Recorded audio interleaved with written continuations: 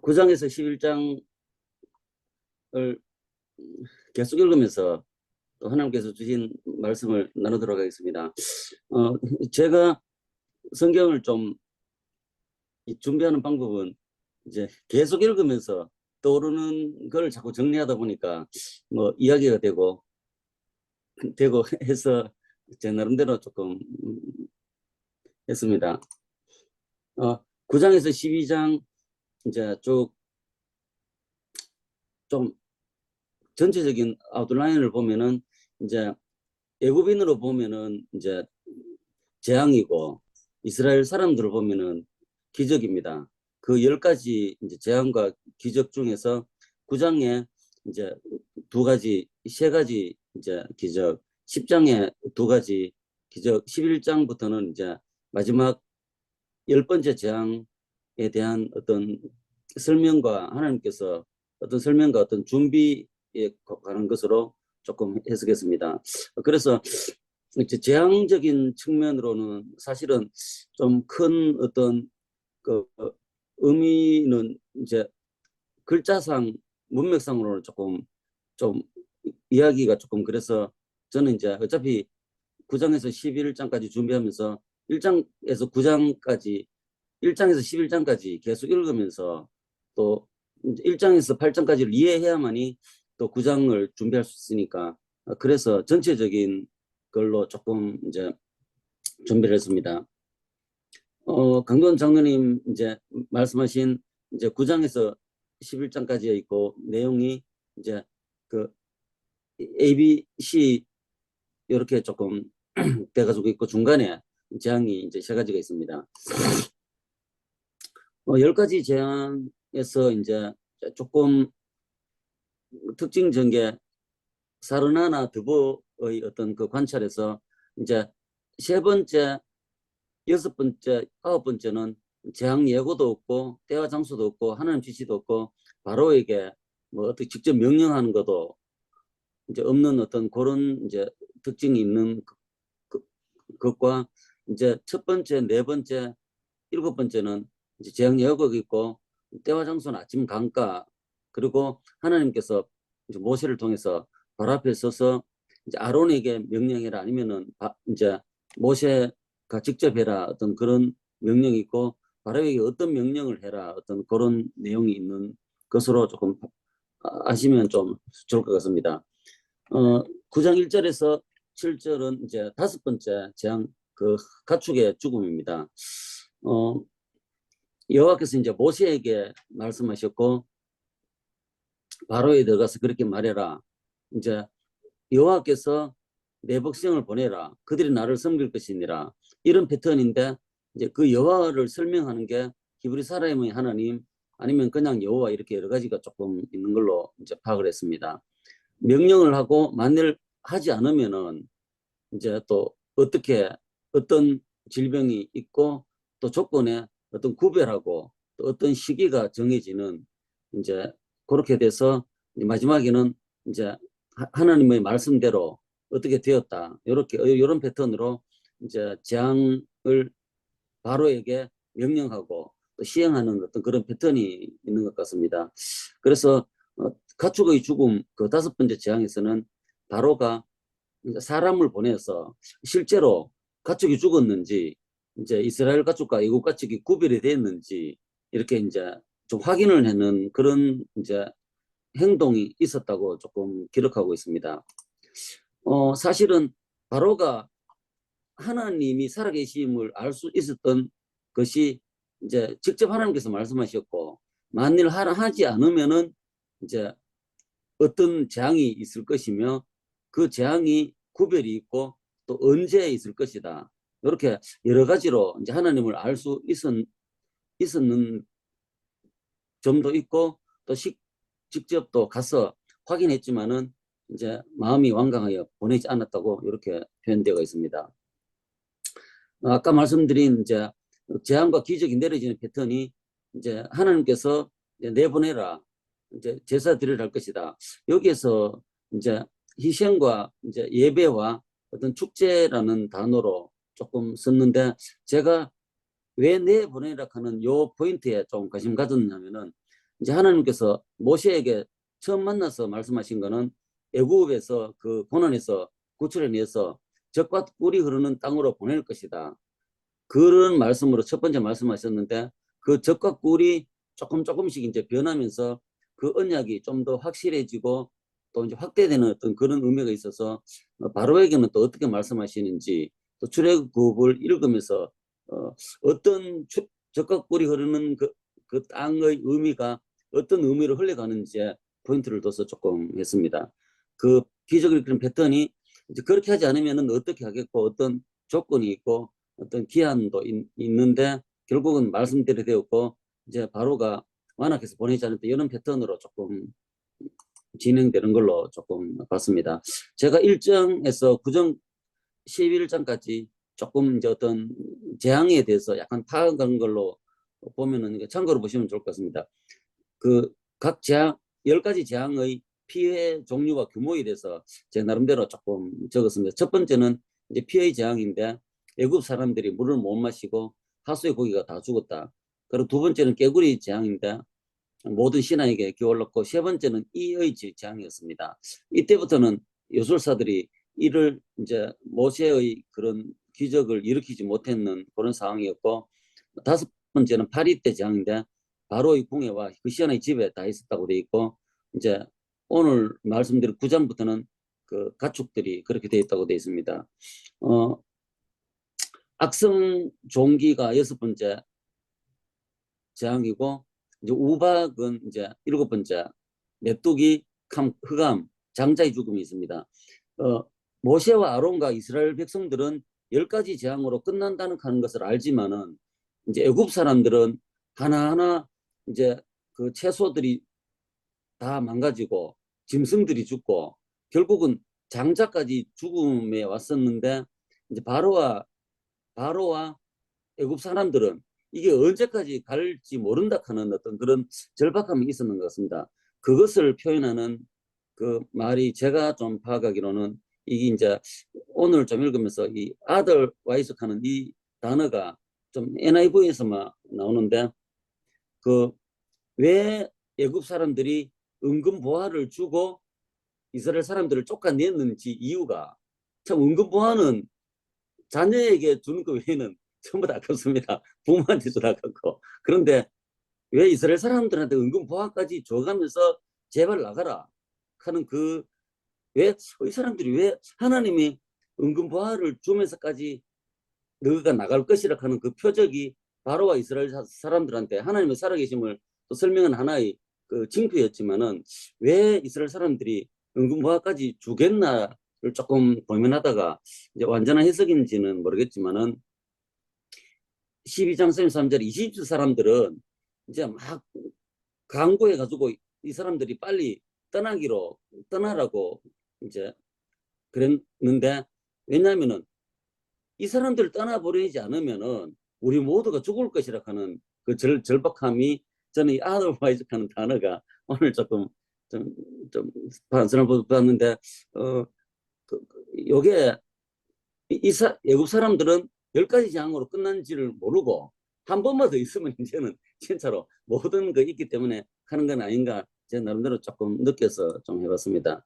두 번째는 이제 처음에는 모세가 입이 둔해 가지고 이제 자꾸 이렇게 변명을 하니까 아론 있다 했는데 실제로 그 바로에게 명령하고 그 기적을 일으키는 사람은 누군지 그 변화를 조금 보니까 조금 재밌어 가지고 해놨습니다. 이제 모세와 아론이 바로를 처음 만나서는 내 형 아론 하나님이 모세에게 말하고 그다음에 모세가 아론에게 말해서 이렇게 진행돼 가지고 첫 번째 그 바로가 이적을 보이라 하는 뱀을 만든 거는 하나님께서 모세에게 말하고 모세가 아론에게 말해서 지팡이를 던져서 이렇게 이루어졌습니다. 그런데 첫 번째 재앙과 두 번째 재앙은 아론에게 명해서 지팡이를 어떻게 허락해서 일어났고 세 번째 재앙도 지팡이를 했습니다. 그런데 네 번째, 다섯 번째는 이제 모세가 이제 바로에게 명령하고 여호와께서 직접 이렇게 행하셨고 행동은 조금 없었고 하나님 직접 하셨다고 좀 표현되어 있고요. 이제 6번째 재앙부터는 이제 모세가 직접 이제 바로의 목전에서 어떤 행동을 하고 돼 있고 이제 열 번째 재앙은 이제 모세가 얼마나 좀 담대했는지 너그 직접 나가라고 막 간절히 케야만이 나갈 거라 하면서 심히 노하고 바로에게 나오게 되는 이런 과정을 보면서 그 재앙과 기적이 그 모세를 세우고 하나님께서 이스라엘 사람들을 진짜 하나님이 진짜 너무 선명하게 살아있다 하는 것을 확인시켜주는 그런 과정, 모세가 더 담대해지는 그런 과정이 이런 이제 그 바로에게 명령하는 그런 패턴을 보고 조금 발견했는 것 같고요. 이제 10가지 재앙 후에 바로가 어떤 이제 반응을 하는지를 조금 살펴봤는데, 이제 모세가 처음 만나가지고 그 아론의 지팡이가 그 요술사의 지팡이를 먹었지만은 이제 아무 반응을 하지 않았습니다. 그리고 첫 번째 재앙에도 사람들은 막 마실 물이 없어서 애먹고 있는데 바로는 이제 성경적 표현에는 그 일에 관심도 가지지 않았다고 이렇게 표현되어 있고요. 이제 두 번째 재앙에서는 바로 이제 제발 떠나게 하라, 내가 보내겠다, 제사를 드리게 하겠다, 이렇게 이제 표현을 한번 이제 놀랐는 것 같습니다. 그리고 세 번째 재앙에서도 그게 세 번째 재앙에서는 이제 요술사가 이를 스스로 모세처럼 못 만들었기 때문에 이거는 하나님의 권능입니다 말했지만은 이렇게 아무 표현 없이 이제 말을 듣지 않았다고 돼 있고, 네 번째는 이제 저번 주에 권노원 장로께서 표현하다시피 야 종교의 자유를 줄 테니까 이 땅에서 제사 드려, 이렇게 한번 이제 조건을 제시하는 그런 데까지 좀 왔었고요. 다섯 번째 오늘 했는 거 사람을 보내어 보고 하나님께서 정확하게 이제 표적을 일으킨 걸 알면서도 이제 완강하게 보내지 않았고, 이제 여섯 번째 장도 마찬가지입니다. 그리고 일곱 번째는 이제 죄를 범했다 하면서 무조건 보내겠다, 뭐 이렇게 좀 말했고, 아홉 번째 재앙에서도 이제 누가 섬기러 갈 자냐, 그리고 어린아이까지 다 간다 하니까 그거는 좀 안 된다, 뭐 이렇게 되고, 메뚜기 재앙 전에 그 예고할 때 그렇습니다. 메뚜기 재앙 후에는 또 죄를 지었다 하면서 한 번만 용서해 달라고 이렇게 좀 이야기했습니다. 그 아홉 번째 재앙에서도 이제 양과 소는 머물러 두고 이렇게 가라고 조금 이야기했고요. 거기 열 번째 재앙에서 저도 눈에 좀 띄는 게, 떠나긴 떠나는데 내 백성 가운데서 떠나라 하는 이 말이 참 이게 죽을 정의라 하는 어떤 그런 말대로 내 백성 가운데 떠나고 너희 말대로 어떻게 해라 이렇게 돼 있는 이 내 백성 가운데 떠나는 것 자체가 참 앞으로 더 재앙이 있으면은 뭐 큰일 나겠다는 그런 이제는 마지막에 어떤 절박함이 있었지 않겠나, 이렇게 재앙 후에 바로의 어떤 반응에 대해서 조금 살펴봤습니다. 그리고 이제 모세의 정체성에 대해서 조금 봤는데, 다른 사람이 모세를 어떤 사람으로 판단하느냐를 조금 살펴봤습니다. 이 시간 너무 많이 썼네요. 모르겠습니다. 태어나니까 부모가 잘생겼다, 또 어떤 의미인지 모르지만 성경상에는 이렇게 좀 적혀 있고요. 바로의 딸이 이제 거기 광주리에 있는 모세를 보고 히브리 사람의 아기라고 이제 바로의 딸이 모세의 정체성에서 이야기했고, 그 다음에 이제 바로가 자기 아이라고 생각하고 젖을 주는 삭수를 줬습니다. 그런데 이제 모세 어머니 요셉에서는 자기 아이라고 생각하고 젖을 주고 이제 삭도 받았는 상태고, 이제 젖을 떼고 이제 바로 딸의 아들이 되니라고 이렇게 표현됐고요. 그래서 이제 40세가 된 후에 이제 히브리 사람끼리 싸우는 사람끼리 이제 좀 머쓱하니까 이제 내가 생각에 너는 누가 우리를 다스린 자와 재판장으로 삼았느냐, 네 정체성이 이거 아니지 않느냐, 이렇게 또 말했는 표현이 있는데, 저는 이 말에 모세가 참 큰 어떤 트라우마가 좀 생기지 않겠나 이렇게 조금 생각해 봤습니다. 그리고 이제 그 바로의 그 부인 딸들이 이 말이 저는 너무 좀 이해가 안 됐습니다.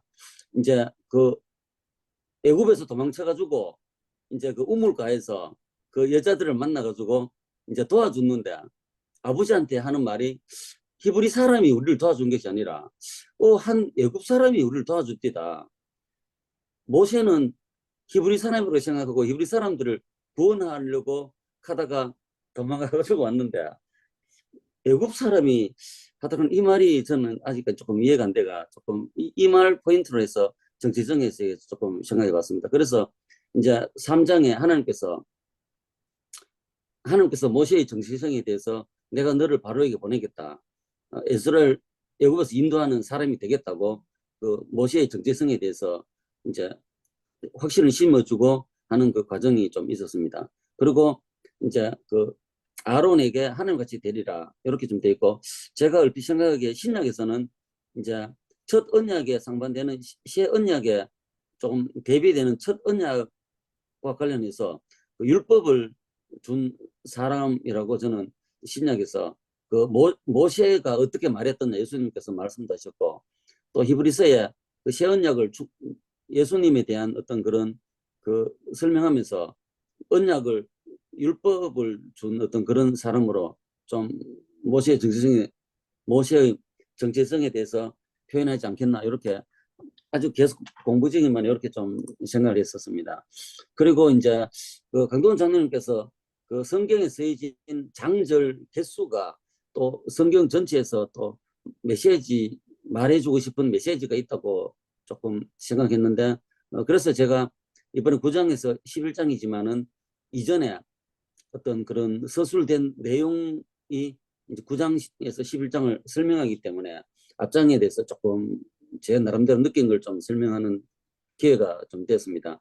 그 야곱이 이제 70인하고 애굽에 도착해가지고 이제 중다한 거는 한 8잘 정도 돼 있고 요셉이 알지 못하는 시황조가 나가지고 이제 괴롭히는 데서 15장 모세가 태어나는 데서 11절이지만은 40세까지 태어나서 40세까지는 11절 40세에서 미디안 정착까지는 10절 그렇게 하고 모세가 부르고 계속 대화하는 데서는 한 40절까지 그리고 애굽 도착했고 이제 바로와 대면하면서 애굽 출발까지가 거의 한 8장까지 이렇게 하는 걸 보면서 이제 모세가 불러지는 과정 또 지금 이제 재앙과 기적이 일어나는 이 과정이 이제 성경에서 말하고자 하는 어떤 그런 의미가 더 강하지 않겠나 이렇게 좀 이제 한번 분석해 봤습니다.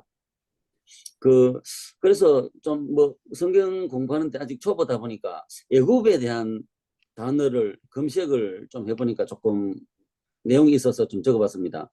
그 하나님께서 애굽에서 구원해서 젖과 꿀이 흐르는 땅으로 가겠다는 그 첫 언약을 계속 이제 확대되고 더 해석되는데 나는 너희 하나님이 되려고 애굽 땅에서 인도해낸 여호와다. 결국은 젖과 꿀이 흐르는 그 땅은 결국 내가 너희 하나님이 되는 그 땅이다. 그리고 가나안 땅을 너에게 주려고 애굽 땅 했다고 했는 게 아브라함과 이삭과 야곱에게 언약한 것을 이제 성취하는 어떤 그런 의미인 것 같고요. 종된 것을 면하는 것. 애굽 땅에서 구원하는 것이 이제 종된 것을 면하는 어떤 의미이다. 그리고 처음 태어난 자의 죽음에서 이제 구별한다는 거고 이제 애굽에서 먼저 가서 다 하신 것처럼 앞으로도 이제 가나안 땅에서도 그렇게 할 것이라 하는 데 대해서 애굽을 생각해라. 그리고 이제 이렇게 하고 이제 마지막에 그 안식일을 지켜야 하는 이유가 애굽에서 종되었던 것을 이제 끌어내는 그 이유라 하는 것이 안식일이고 또 조금 있으면 보면 알겠지만은 10계명에 이제 신명기하고 출애굽의 두 번 서술돼 있는데 그 바로 앞에 애굽에서 종되었던 그 끌어내는 하나님이라 하는 것을 선포하고 설명하는데 그 이제 출애굽 전반적인 이제 건동강산 강의에서도 그 에덴 동산의 모형, 안식의 모형에 대해서 말씀하셨는데 그런 안식일 언어가 있어서 조금 찾아봤습니다. 추가적으로 애굽이 이제 야 너희가 애굽에서 거류민이 되기 때문에 거류민을 자기같이 좀 사랑해라. 나그네를 사랑하는 이유가 애굽 땅에서 너희가 나그네 됐기 때문에 그리고 애굽에서 불공정하게 대응을 받았기 때문에 공평한 추와 이렇게 해가지고 하나님께서 애굽을 생각하면서 어떤 행동해라 하는 어떤 그런 어떤 모티브가 애굽에 가는 게 조금 있었고, 참 그 다음에는 말도 안 되게 그 자녀까지 그 나일강 하수에 죽이는 그런 권한이 있었지만은 이제 하나님을 불신하고 그 믿지 않는 사람들은 애굽에 있을 때가 좋았다. 그 애굽을 또 계속 사모하는 어떤 그런 걸 보면서 애굽이라는 단어가 참 여러 상황, 각자의 믿음의 상황에 따라 다르게 표현된다 하는 게 너무나 좀, 예, 좀 흥미로웠습니다.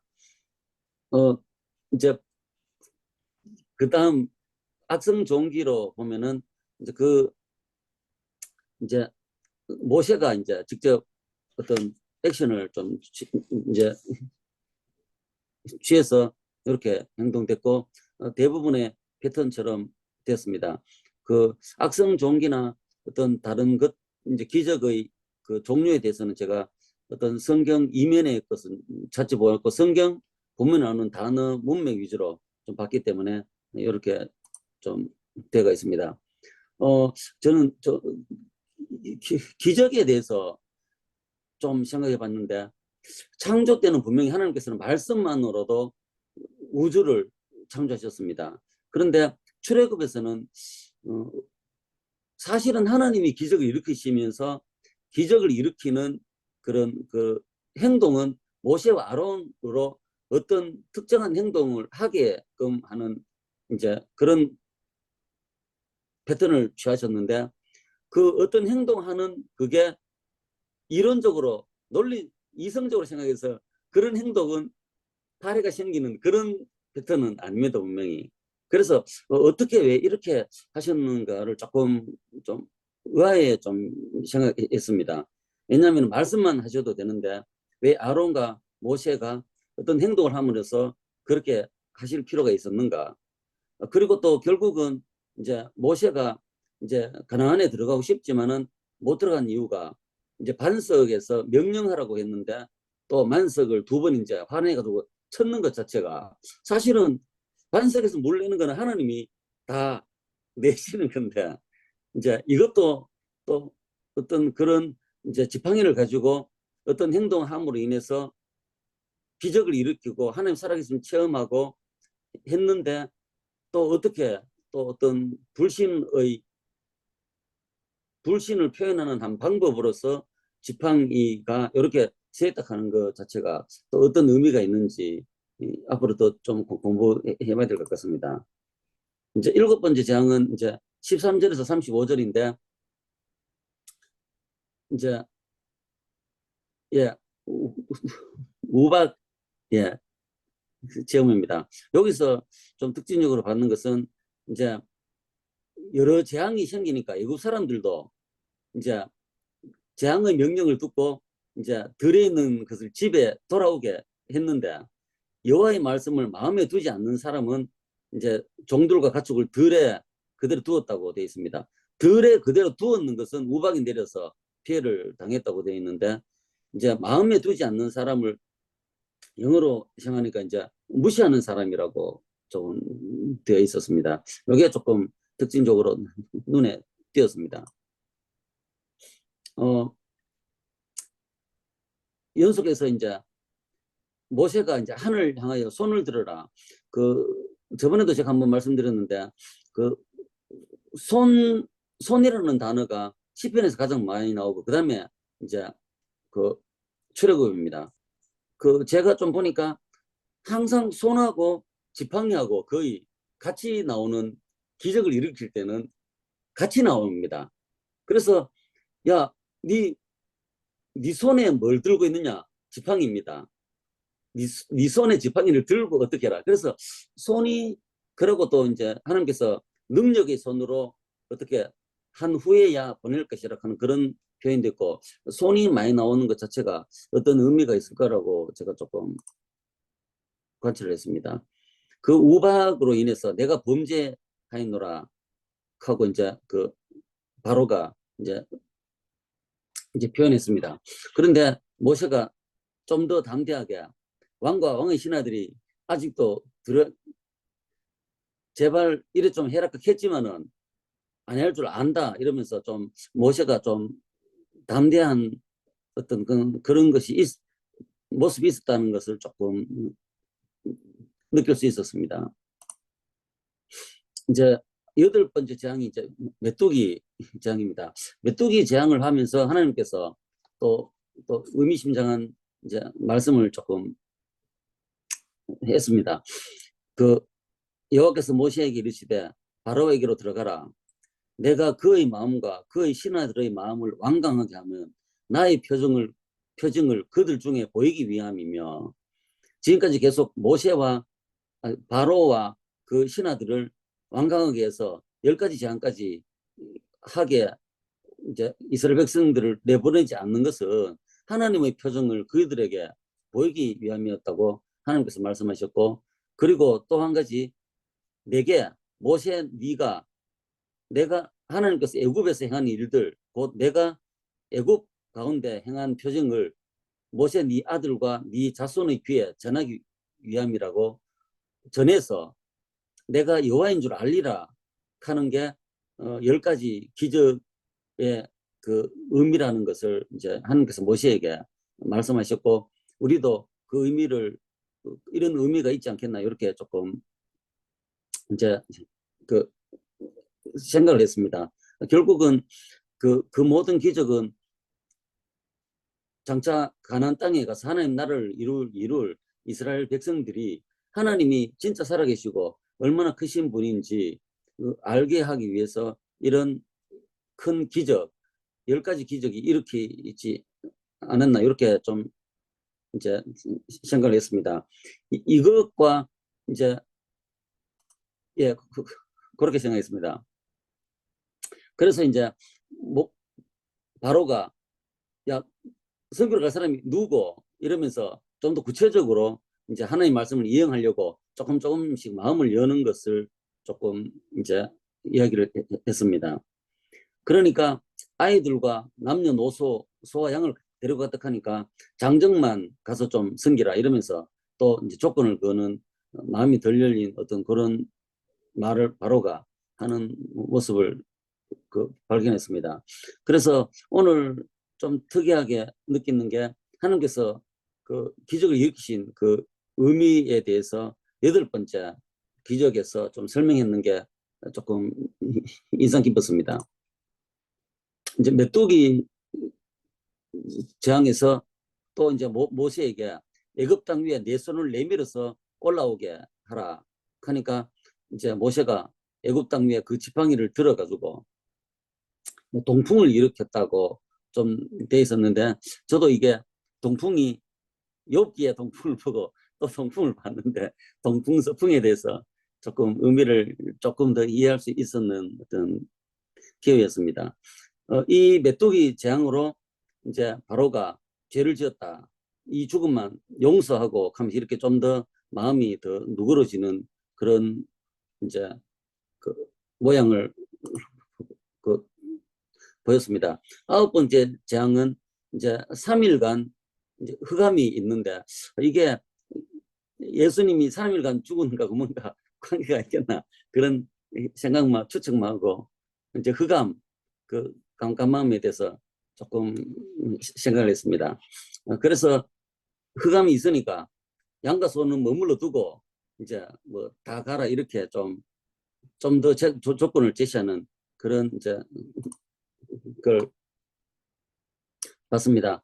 그 11장에는 이제 처음 난 것에 대한 죽음을 경고하는 어떤 그런 내용, 이제 10번째 재앙을 일으키기 전에 하나님께서 유월절과 무교절 그런 여러 가지를 충분히 설명하는 그런 기간을 두고 10번째 재앙을 일으켰는데, 이제 11장에는 그 처음 난 것에 대한 죽음을 경고하는 어떤 내용이 되겠습니다. 여호와께서 모세에게 좀 설명했습니다. 이제 한 가지 재앙만 일으키면은 내보낼 것이고 다 쫓아내리라. 이제 진짜로 뭐 쫓아내리라고 했고, 은금을 구하게 은금을 이제 은금을 얻어서 나가는 은혜를 받게 할 것이다. 그리고 애굽 땅에 있는 바로의 신하와 백성의 눈에 이제 모세가 아주 위대하게 보일 것이라고 또 이제 구체적으로 어떻게 일어날 것에 대해서 말씀하시고 그렇게 됨으로 인해서 모세가 더 담대해지는 어떤 그런 이제 설명하는 것으로 이제 생각을 했습니다. 4장에서 11절은 이제 그 9번째까지의 바로 만나가지고 이렇게 어떤 하나님께서 내보내라 그 이렇게 할 것이다 이렇게 하는 패턴과 다르게 조금 10번째는 조금 했습니다. 이제 모세가 바로에게 여호와께서 이와 같이 말씀하시기를 밤중에 내가 애굽 가운데로 들어가리니 애굽 땅에 있는 모든 처음 난 것은 왕 위에 있는 바로의 장자로부터 맷돌 뒤에 있는 몸종의 장자와 모든 가축의 처음 난 것까지 이제 죽는다고 이제 예, 설명하고 이제 그 아까도 말씀드렸는데 모세가 이제는 아주 담대하게 말도 어눌하다 하는 사람이 이제 화를 내면서까지 힘이 놓아여 나가는 어떤 그런 배짱을 보이는 어떤 그런 모습도 조금 예, 인상했습니다. 마무리입니다. 그 저는 이번에 그 기적의 의미에 대해서 이제 하나님 대신 살아계심을 알려주는 어떤 큰 기적, 그 구약에서 하나님이 하나님 되심을 나타내주는 가장 강력하고 종류가 많은 어떤 기적이라고 생각했습니다. 그만큼 그 가나안 땅에 들어가서 하나님이 믿고 따르는 그 믿음을 살아가기 위해서는 하나님의 살아계심을 너무나 분명하고 생생하게 알려주고 싶은 그 하나님의 마음이 조금 담겨 있다고 조금 생각했거든요. 그래서 그 하나님을 보여주고 이제 오순절에 언약을 주셔서 백성 삼으시고 이제는 이제 최종적인 안식을 주시면서 전 세계에 하나님 나라를 이루는 것을 하나님께서 하셨는데 로마서도 있지만은 율법이 연약하여서 할 수 없는 것을 하나님께서 그리스도를 보내셔서 하셨다고 되어 있습니다.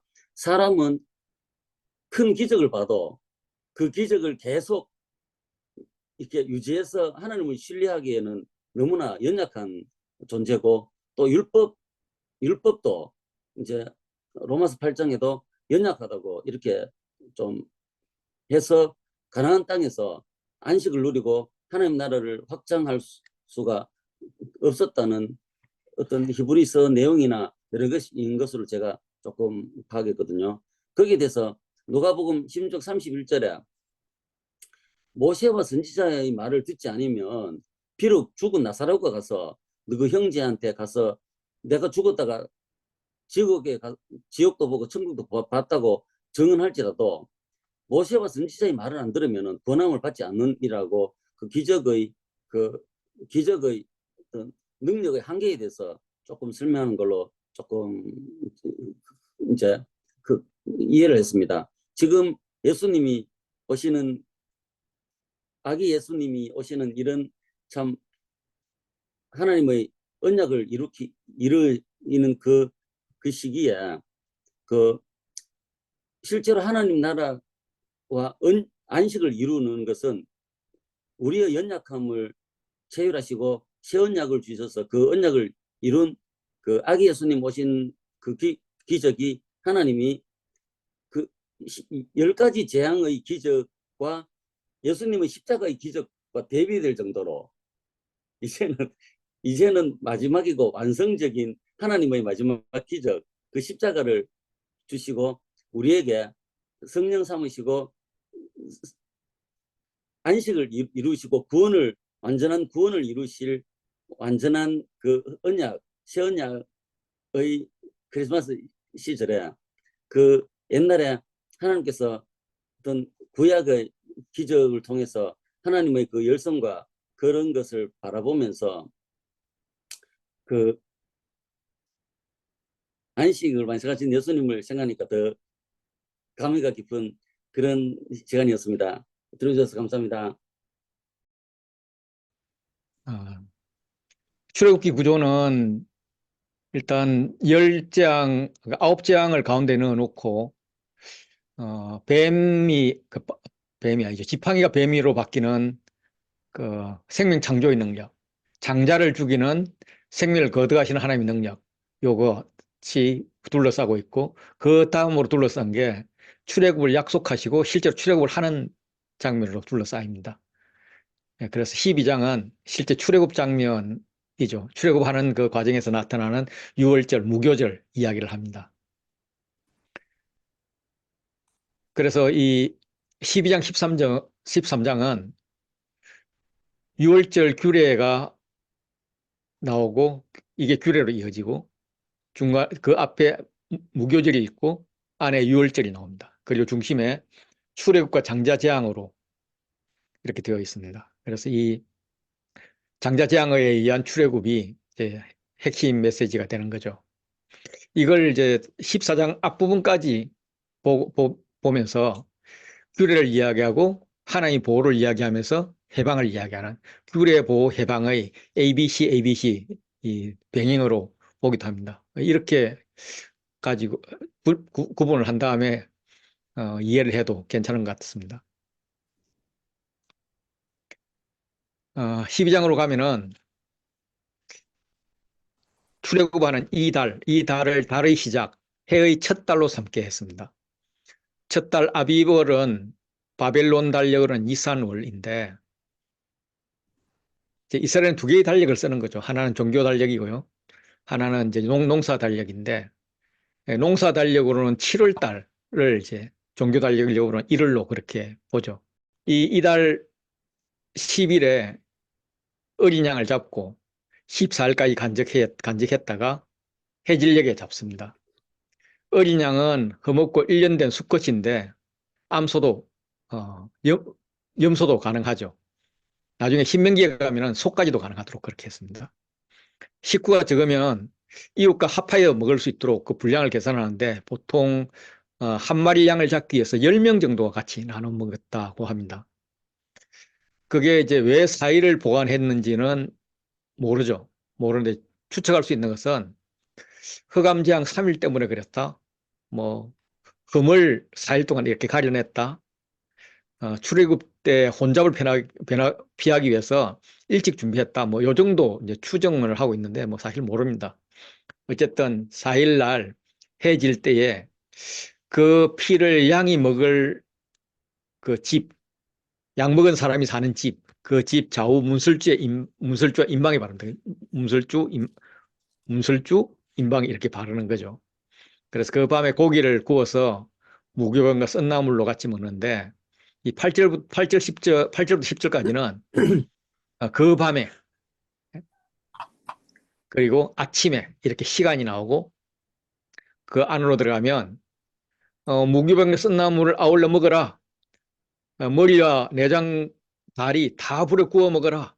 지시가 나오고 금지되는 것은 날 것으로나 물에 삶아 먹지 말라라고 이야기를 합니다. 그래서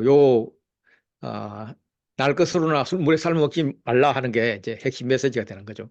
근데 신명기에 가면은 바뀌어서 고기를 삶아 먹어도 되도록 그렇게 했습니다. 또 양념소뿐만 아니라 소도 먹어도 되도록 그렇게 했죠. 잡는 장소도 어, 집이 아닌 성소에 올라와서 잡도록 그렇게 했고요. 피를 문설주에 뭐 바를 일도 없죠. 그렇게 변하는 것은 어떤 율법도 시대 상황에 따라서 계속 변해가는 것을 볼 수가 있습니다. 그럼 오늘도 변하냐? 예, 기본인 핵심은 변하지 않지만 그게 문화의 옷을 입을 때는 다양하게 변하죠. 그래서 학자들 이렇게 이야기합니다. 비록 그게 예수님의 말씀일지라도 그 말씀을 오늘의 나의 상황에 대비해서 묵상하면서 하나님의 음성을 들어서 결정하는 것이 맞는 해석이다라고 이야기를 하죠. 먹을 때는 허리에 띠를 띠고 발에 신을 신고 손에 지팡이를 잡고 급히 먹으라고 합니다. 다시 말해서 여행 준비를 한 상태에서 먹으라는 거죠. 애굽으로 급히 나가기 위함입니다. 그래서 여호와께서 그 유월절에 대해서 이렇게 설명하십니다. 내가 그 밤에 애굽 땅에 두루 다니면서 모든 처음 난 것을 다 치고 애굽의 모든 신을 심판할 것이다. 그래서 너희가 사는 집에 피가 표적으로 발라져 있지 않으면 발라져 있으면 너희를 넘어갈 것이고 발라져 있지 않으면 그쪽에 다 죽이겠다는 거죠. 그래서 그 피가 발라져 있으면 재앙이 너희에게 내려지지 않을 것이다 라고 이야기를 하죠. 그래서 그 날을 이제 기념하라고 합니다. 그 기념해서 여호와의 절기로 지키라고 하는데 이 여호와의 절기 영원한 규례로 지키는 그 명령들이 뭐 끊어졌다 이어졌다 하죠.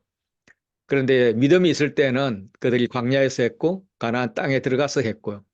그렇게 했는데 중간에 이제 어, 여호와의 종교가 많이 그 타락하고 이방 종교로 물드는 바람에 안 하다가 이렇게 히스기야 계획이라든지 요시아 왕의 계획이라든지 이런 계획 때마다 그리고 이제 망했다가 바벨론 포로에서 돌아와서 다시 성전을 짓겠다고 그렇게 결심할 때에 또 예수님이 고난 전에 이렇게 계속해서 이어져 가고 있습니다. 어, 너희들 무교절을 지키라 하면서 이제 무교절 이야기가 나오는데 무교절을 지킬 때 이때는 내가 너희 군대를 애굽 땅에서 인도해냈다 하면서 어, 이 이스라엘을 군대로 이야기를 하죠. 무교절은 1월 14일부터 21일까지 7일 동안 무교병을 먹습니다. 첫날에 누룩을 집에서 없애버리고 마지막 날까지 무교병을 먹습니다. 그래서 유교병은 먹을 수 없죠. 이거는 이스라엘이든지 타국이든지 모두 지켜야 합니다. 이방인에게도 구원의 기회가 주어졌다. 예, 이런 이야기인 거죠. 그래서 첫날과 일곱째 날은 성회로 7일마다 오는 그 정규 안식일 같이 정규 안식일은 아니지만 특별 안식일이 되는 거죠. 안식일과 같이 일을 하지 않아야 됩니다. 단 음식을 만드는 것은 가능합니다. 안식일에는 이제 음식도 못 만들죠. 오늘날도 유대인들은 이 무교절기 때 빵을 만들기 위해서 밀가루와 물만 가지고 반죽해서 오븐에 넣는데 18분 이상이 경과하지 않도록 각별 신경을 쓴다고 합니다. 그래서 이 신명기에서는 이 빵을 고난의 떡이라고 이야기를 하죠. 예, 그러면서 이제 고난에서 벗어나는 뭐 이런 의미를 하는 것 같습니다. 그리고 이제 21절부터 28절까지 같이 나누도록 할게요. 예, 출애굽기 12장 21절에서 그 어린 양을 택하는 기준은 무엇인가? 가족 수대로 택하라고 하셨고 22절에서는 오솔초 묶음을 가져다가 그릇에 담은 피에 적셔서 어디에 뿌리는가? 문 인방과 좌우 설주에 뿌리고 23절에서는 여호와께서 애굽 사람들에게 재앙을 내리고 지나가실 때에 무엇을 보면 넘어가시는가? 문 인방과 좌우 문설주에 피를 볼 때. 25절에서 6월절 예식은 언제부터 지키라고 하셨는가? 여호와께서 주시는 땅에 이를 때에. 그다음에 27절 6월절 예식은 무슨 뜻인가? 여호와께서 재앙을 내리실 때에 우리 이스라엘 자손의 집을 넘어가시고 구원해 주신 것을 기념하는 것이다. 이것을 자손들에게 이르라는 이야기였고요. 어린 양을 택하는 기준이 무엇인가라는 그 부분, 가족 수대로라고 하는 그 부분이고, 이 가족 숫자대로 맞는 그 양의 크기를 찾는 것 같고요. 나중에 갔을 때는 또 이렇게 어쨌든 가족 수가 모자라서 그 양을 다 먹지 못할 때는 이웃까지 초청을 해서 먹이라고 하신 그런 부분들. 그래서 지금 우리에게도 주시는 그 말씀은 우리가 우리만 살 것이 아니라 그 예수님의 그 은혜를 온 이웃들과 함께 더불어서 나누어 지키라는 말씀이라고 생각이 됩니다. 들어주셔서 감사합니다.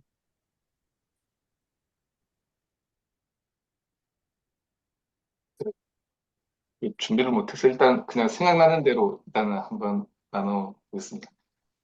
먼저는 아까 이제 법문제 장로님 말씀하셨던 대로 가족대로 어린 양을 잡는다라는 문득 이제 오늘 본문을 보면서 예전에는 몇 마리나 잡았을까 그런 고민이 없었는데 출애굽한 사람들을 한 300만 정도로 본다면은 아까 이제 간사님께서 말씀하실 때 대략적으로 10명당 한 마리다라고 한다면 10분의 1인데 300만 명으로 잡으면은 거의 뭐 이게 30만 마리를 어떻게 다 잡았을까? 어, 정말 이제 그 생각도 한번 좀 해봤고요. 정말 쉽지는 않았을 것 같다. 이게 진짜 진짜 우리 가족만의 이벤트로서 한다면은 그랬을 텐데 이게 이때 당시에 사랑과 양이 막 뒤섞여가지고 정말 이게 쉽지 않았을 것 같다. 그런 생각도 좀 했었고, 이게 지금 어린 양, 20, 12장 1절, 3절부터 5절까지 어린 양이라는 말이 계속 반복이 되고 있거든요. 한, 둘, 셋, 넷, 다섯 번이나 반복되고, 여기 이제 우리 지금 오늘 관찰 본문에서 또다시 이제 어린 양이 나오는데, 정말 이 부분이, 그들에게 있어서 정말 각인되어지는 생명과도 같은 어떤 그런 이제, 음, 그, 이 상징이 되었을 것이다라는 그런 생각이 들고, 27절에서 이제 이 예식을 왜 지켜야 되는지를 이야기를 하는데 지금 이제 통상의 기념일은 우리가 이제 어떠한 사건을 기념해서 일어난 사건을 기념해서 하는데 여기에서는 이제 예식을 먼저 정하고 이제 그 이벤트가 일어날 거다. 그걸 이야기하는데 어, 어떤 느낌이었을까 좀 이제 굉장히 좀 궁금했습니다. 궁금했고, 그런데 27절 마지막에서 보면 백성들이 머리 숙여 경배하니라 이렇게 했을 때 이들이 이제 지금까지 9가지 재앙이 있었음을 보고, 하나님 되심을 이들이 이제 정말 알았구나라는 그런 이제 그 생각이 들었고, 그렇기 때문에 하나님께서 이제 이들에게 너희가 영원히 지켜야 될 규례다라고 하면서 유월절 예식을 말씀하실 때 그들이 이제 정말로 하나님의 어떤 하나님에 대한 경외함을 가지고 머리를 숙여 경배했던 것이 아닌가라는 그런 생각을 좀 해보았습니다. 들어주셔서 감사합니다. 그리고 아까 이제 갑자기 생각이 나는데 김인수 장로님 아까 말씀하실 때 왜 모세가 미디안에 갔을 때 왜 애굽 사람이라고 했느냐 궁금하다고 말씀하셨는데 제가 보기에는 그때 당시에 히브리 민족이라는 것을 외부에서 인식할 수 있는 내용이 하나도 없었고요. 그들은 애국으로 내려갈 때 하나의 민족이 아니라 하나의 집안이 내려갔던 거기 때문에 그들은 애국에 살면서 지금 이제 우리가 히브리 민족이다라고 애국 외에 알려질 그런 근거가 하나도 없었던 것 같고 다만 이제 그 안에서는 할례라는 걸 통해 가지고 좀 독특한 애들 그런 정도가 아니었을까. 그래서 의복이나 모든 이런 부분들이 사실은 애국 사람하고 동일했고 더더군다나 모세는 그때 이제 왕자의 신분으로 있다가 딱 도망간 상태이기 때문에 그게 어떤 입고 있던 옷이나 그런 것들이 그냥 애국 왕족의 어떤 그런 게 아니었을까. 그래서 당연히 그 사람들은 미디안에서 그 딸들은 애국 사람이라고 표현하지 않았을까 싶습니다. 들어주셔서 감사합니다. 예, 애국도 그렇고요. 미디안도 마찬가지입니다. 미디안도 어떤 지역을 기반으로 하는 그런 나라나 부족 같은 그런 나라가 아니라 여러 개의 연합이기 때문에 그런 일을 하는 사람, 그 무리들, 그 사람도 그냥 미디안, 그래서 미디안도 굉장히 포괄적입니다.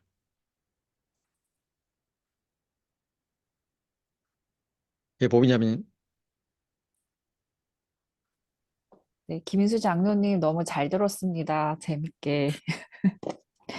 제가 지난주에 기침이 너무 심해서 끝나고 생각해보니까 다들 들으시느라고 고생하셨을 것 같더라고요.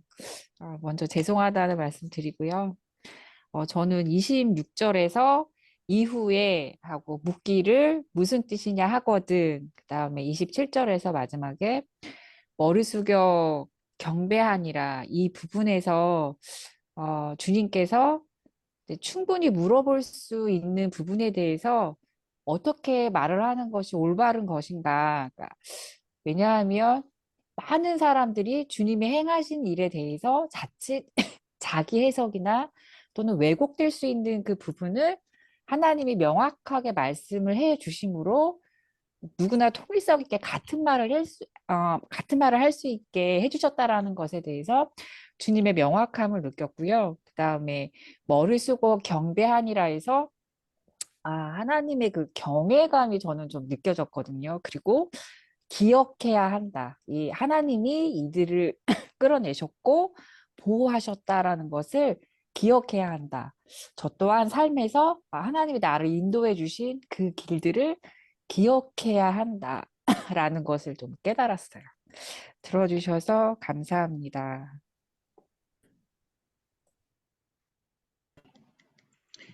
네, 저는 25절에 이 일을 유월절을 규례로 삼아 영원히 지킬 것이니 여호와께서 허락하신 대로 주시는 땅에 이를 때에 이것을 유월절을 지켜 행하라라고 하나님이 명하셨는데 실제로 그 땅에 이르기 전에 이제 민수기에서 광야에서 이제 첫 번째 유월절을 다시 그러니까 기념하는 유월절을 시작하는 상황이잖아요. 그래서 이때 하나님이 말씀하실 때는 그 다음 유월절에는 너희가 약속의 땅에 있을 것이다 라는 하나님의 마음을 가지고 주신 명령인데 결국 그 다음에 들어가지 못하고 광야에서 유월절을 맞이하게 되는 이제 광야에서 40년을 보내는 동안 유월절을 지키게 되었을 텐데 그 40년 동안 광야에서 해마다 유월절을 지켰을까? 이게 저 약간 질문이 들었고요. 모세가 기록한 이 출애굽기를 처음 읽던 그 원독자들은 어쩌면 출애굽 2세대일 텐데 그렇다면 그들은 이제 약속의 땅에 들어가서 첫 유월절을 이제 지키게 됐을 때 그 감격이 어떠했을까? 하나님이 약속의 땅에 들어가서 유월절을 하라고 하셨는데 우리 그동안 범죄해서 못 들어오고 여태 광야에 있다가 이제 왔구나 하는 감격들도 있었을 거고 얼마나 놀라운 감격으로 이제 첫 유월절을 약속의 땅에서 했을까라는 생각을 했었고 그런데 그 감격이 지속되지 못하고 이 왕정시대 타락과 함께 오랫동안 유월절 지키지 않다가 히스기야 왕 때 다시 시작하는 게 또 얼마나 힘겨운 시작이었을까. 그 역대하에 히스기야가 시작할 때 보니까 그 달에 하지 못하고 한 달 미뤄서 하더라고요. 그 다음 달 둘째 달에 유월절을 지켰어요. 그리고서 나중에 요시야 왕이 개혁했을 때에는 온전히 제달에 아비벌 그 첫째 달에 할 수 있게 되더라고요. 그래서 히스기야가 하는 그 힘겨운 일이 결국은 원래 약속된 날에 하지 못했지만 그 노력으로 인해서 요시야 왕 때는 그래도 제 날에 할 수 있도록 충분한 제사장이 준비되고 일을 할 수 있게 되었구나라는 생각을 했어요. 그래서 약속을 지키려고 애썼던 사람들로 인해서 그 약속을 언제나 이루게 되는 그 사람들의 노력도 받고 또 하나 감격이 지속되지 못해서 그 중요하고 정말 감격스러운 그 일들을 잊어버리는 일들도 보게 되는 유월절 사건을 통해서 그런 것을 생각하게 됐습니다. 그래서 우리에게 하나님이 허락하신 사실 유월절은 구원의 기쁨이고 우리가 그 구원의 기쁨을 날마다 회복하지 않으면 우리도 똑같이 이런 일을 답습하게 되지 않을까. 그리고 그 일로 회복하는 것이 얼마나 힘겨울 것인가. 그럼에도 불구하고 애써서 힘겹게 했을 때에는 또 하나님의 은혜로 인해서 그 다음에는 더 감격을 회복하는 것이 점점 더 쉬워지지 않을까. 이런 생각됐습니다. 들어주셔서 감사합니다. 예, 유월절 이 제사는 신약에서는 이제 예수님의 죽음을 예표하는 것입니다. 그래서 예수님이 돌아가시기 전에 복음서에서도 떡을 가져서 감사 기도하고 이렇게 이게 내 몸이다 기념하라 라고 하셨고 고린도전서에서도 그렇게 축사하시고 하는 그런 모습들이 나옵니다. 예, 그 정도 제가 드릴 말씀밖에 없고요. 이제 강사님 마무리해 주세요. 그 제일 뒤에 하면 좋을 줄 알았지. 할 말이 없지. 앞에서 다 하고 나서. 저기 저는 거기 우리가 이제 어린 양 하면은 한국 사람의 정서에 그 젖을 빠는 상태의 동물을 이제 우리가 소사료를 만들어도 어린 송아지 카마 젖을 빨고 있는 상태에 먹는 이제 그래서 그 어린 가는 데 대한 한국인의 정서가 아주 어린 걸로 좀 되어 있는데 저는 어디 찾아보니까 그 1년 된 양염소라 하는 것 같더라고요. 근데 1년 되면은 다 큽니다. 거의 90%가 큽니다. 그리고 이제 동물이 크냐 안 컸느냐는 이제 임신할 수 있느냐 이제 발정이 오느냐로 되는데 1년 되면은 벌써 그 교배가 들어가거든요. 빨리 들어가려면은 송아지도 그렇고 이제 그 전에 발정이 오는데 최소한 1년 있다가 수정해라 하는 게 이제 국가에서 한우에 대한 거고 양이나 아니 양은 안 키워봤지만 염소도 이제 너무 일찍 교배하면은 엄마가 성장이 덜하니까 그래서 1년 되면은 사실은 어린 양이 아니라고 생각하고 있는 게 최근에 제가 알았는데 1년 되는 양이 우리로 어린 양으로 표현됐다면은 뭔가가 조금 그래서 그걸 한번 더 찾아봐야 될 것 같고요. 그리고 이제 그 이스라엘 사람들은 왜 어린 양을 잡았을까? 10가지 기적을 통해서 무서워서 하나님 살아계심을 알기 때문에 이것 하면 구원받는다고 잡았을까? 그런데 하나님이 10가지 재앙을 일으키면서 결국 6월절 날 모든 이스라엘 사람들을 구원해서 가야 되는데 한 사람이라도 안 잡으면 안 되잖아요. 한 가정이라도. 그런데 그래서 이스라엘 사람들은 어떤 마음으로 6월절을 잡았을까? 두려웠을까? 아니면 살아계신 하나님의 명령이기 때문에 그런 것도 약간 조금 이제 그러면 300만이 다 잡았을까? 그것도 한번 좀 생각해 봐야 되고 양의 나이에 대해서 말씀드렸습니다. 들어주셔서 감사합니다. 예, 감사합니다.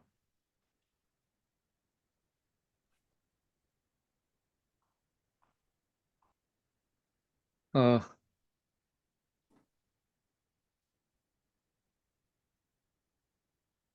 이제 밤중에 여호와께서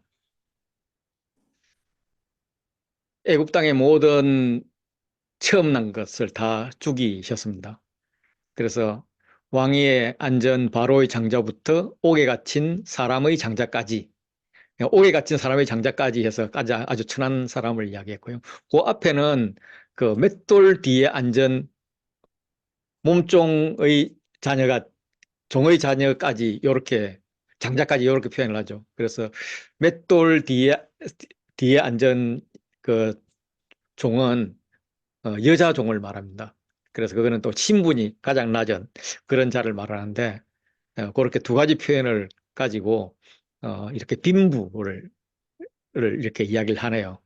어쨌든 가축의 처음 난 것도 다 쳤습니다. 남녀노소를 구별하지 않았어요. 그래서 아들 없이 딸만 낳은 집도 첫 것은 죽인 것으로 그렇게 판단이 됩니다. 그 밤에 이제 사람들이 막 그냥 울부짖었죠. 가장 귀한 것이 죽었기 때문에. 그래서 얼마나 급했던지 밤에 바로가 모세와 아론을 불러 상복을 합니다. 12장 31절 보면 처음으로 이스라엘 자손이라는 단어를 씁니다.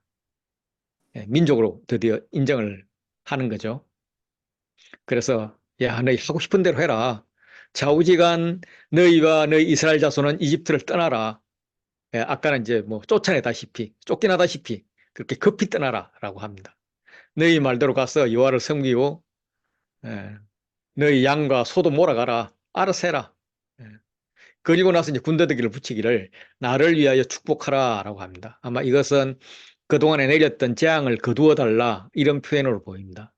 그런데 이 축복하라는 이 단어가 재미가 있어요. 바로가 바로가이지.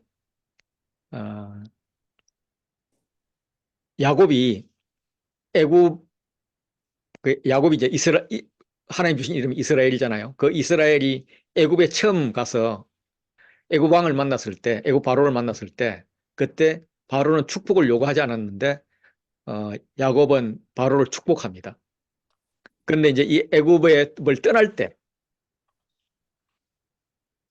바로는 이스라엘에게 야곱에게 축복을 부탁을 하는데 축복을 해줬는지 안 해줬는지는 모르죠. 이제 분위기상을 안 해준 것 같은데 어쨌든 이 축복과 축복, 예, 시작과 끝이 애굽을 들어갈 때와 나올 때가 축복이 인클루지오가 되는 것을 발견할 수가 있습니다. 자, 그래서 이제 다시 32절부터 42절 같이 나누겠습니다. 예. 33절에서 백성을 재촉하여 그 땅에서 속히 내보내려 한 사람들은 누구인가? 애굽 사람들. 35절에서 이스라엘 자손은 애굽 사람에게 무엇을 구했나? 은, 금, 패물과 의복을 구했고, 그 다음에 37절에서 이스라엘의 그 나가는 자손의 수는 얼마인가? 보행하는 장정이 60만 가량. 40절 이스라엘 자손이 애굽에 거주한 기간은 얼마인가? 430년.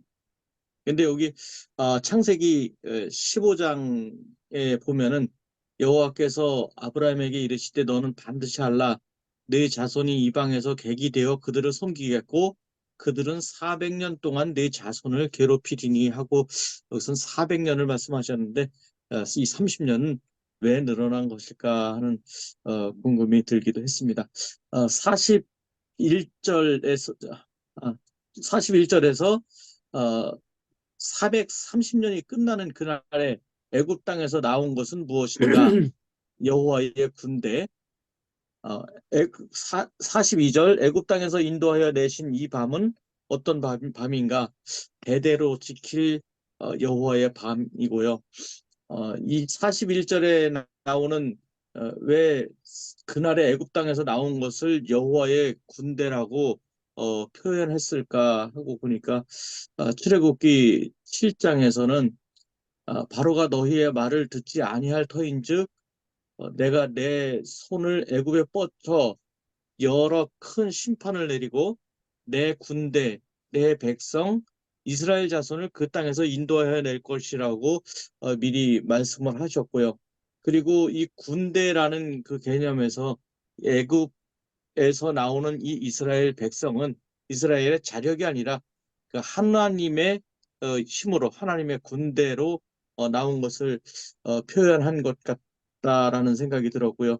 여기서 이어서 살펴볼 수 있었던 것은 36절에서 애굽 사람들에게 음금과 패물과 의복을 요구했을 때 애굽 사람들이 그 물품을 그 구하는 대로 주게 했다.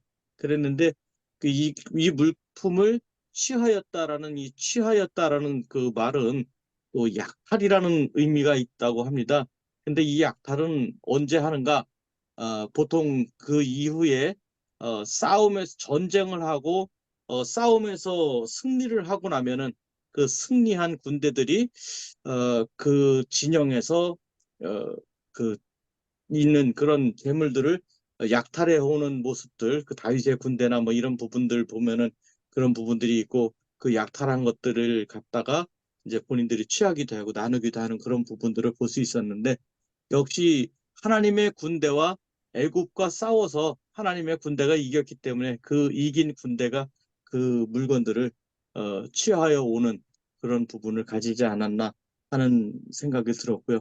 또 이스라엘 자손의 수 보행하는 장정 60만이라고 했는데 아까 그 권호성 간사님 얘기했던 것처럼 이 60만이라는 숫자를 저는 한번 상상을 해봤습니다. 이 60만 명이 한 명씩 이렇게 줄을 서서 나간다고 하면은 또 그래서 1초에 한 명씩 그 나갈 수 있다고 가정하면은 그럼 60만 초가 필요한데 이 60만 초는 얼마나 되는가 봤더니 약 7일이 되더라고요. 근데 야, 이 60만이 대단하게 이 7일 동안 나갔다는 얘기는 아닐 것 같은데 이 60만이 그 광야를 향해서 나가는 그 행렬 얼마나 대단했을까 하는 생각도 들고 그럼에도 불구하고 그 모습을 바라보고 있는 그 바로의 그 마음은 얼마나 또 처절했을까 하는 그런 생각을 한번 해봤습니다. 들어주셔서 감사합니다.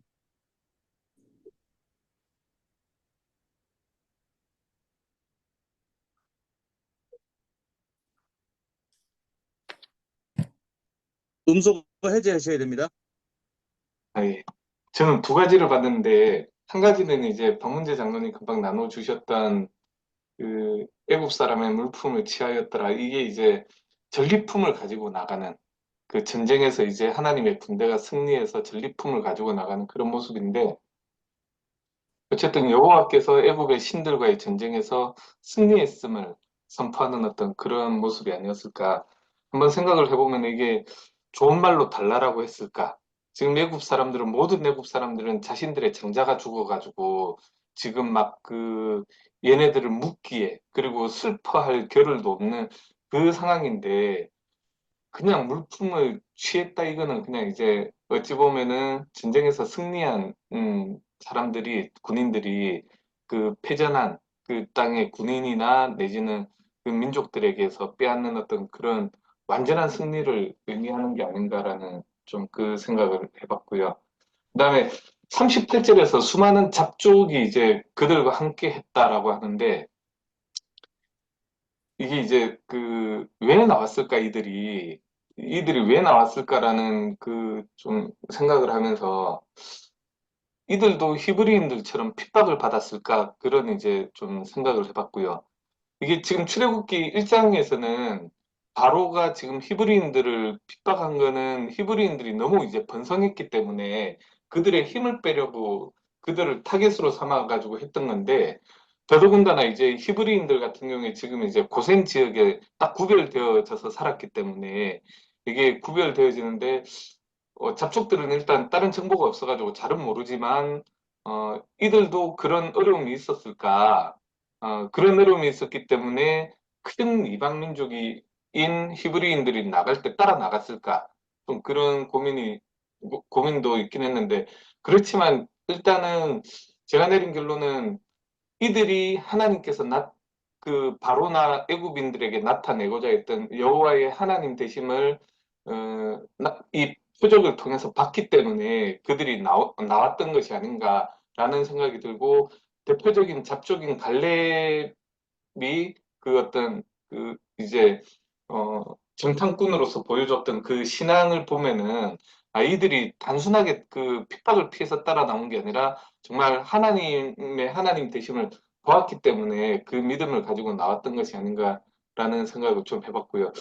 좀 엉뚱하긴 한데 이 잡족 안에 애국 사람들도 있지 않았을까, 좀 그 생각을 했는데, 그거는 이제 이게 뭐 정보가 없어가지고. 그렇지만 이 잡족 다른 민족들이 나왔다면 그 안에서 어쨌든 비록 적의 편으로 분류되긴 했겠지만 하나님을 경험한 사람이라고 한다면 충분히 이들도 따라 나오지 않았을까라는 그런 생각도 좀 해보게 되었습니다. 어쨌든 이 우리 삶 속에서 어떤 하나님을 경험했을 때 자기 모든 것을 어떤 그 가치를 이제 하나님 앞으로 두고 나왔다는, 사실은 이제 이 잡족들은 히브리인들을 따라 나오지만 민족이 다르기 때문에 이들이 과연 나를 받아줄 수 있을지, 그런 고민도 되고, 자기들의 삶의 기반은 어쨌든 애굽에 있는데 좀 그런 것들이 쉽지 않았을 텐데, 이들에게서 보는 거는 하나님을 경험했기 때문에 자기의 어떤 삶의 가장 큰 우선순위를 하나님으로 삼았다. 이게 이제 좀 보였던 것 같습니다. 들어주셔서 감사합니다.